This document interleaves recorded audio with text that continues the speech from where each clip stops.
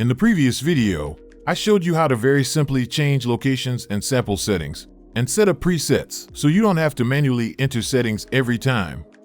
Now I want to talk to you about changing the names of your locations, plus the groups and linking locations features. So let's jump in. Back on the Locations tab, you'll see your list of locations. You're able to have up to 2,500 locations on the ApexZ, and you can name them whatever you'd like. You can just leave them named as sequential locations, or give them custom names, but since you're always sampling locations 1 through 5, let's give them a name. To do that, simply go to the Settings screen and go to Locations. Choose the location you want to change the name of, and hit the Edit button. Then all you have to do is give it a new name. For the name, let's use Fill 1. This could be the first location on a fill line. Then just hit the Save button, and Location 1 becomes Fill 1. So if you go to your home screen, you'll see that Fill 1 is right there at the top of the screen.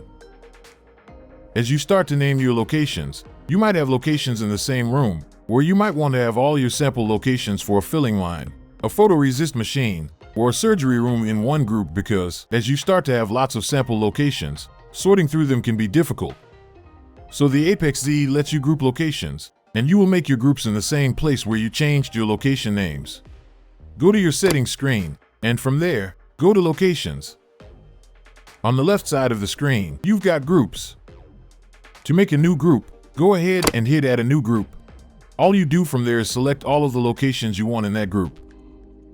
Let's put the first 5 locations in the group, including the Fill 1 location you named earlier. Now you'll name this group Room 1. Hit Apply, and you're ready to save it. Now you can see you've got your first group. So what does that look like on the home screen?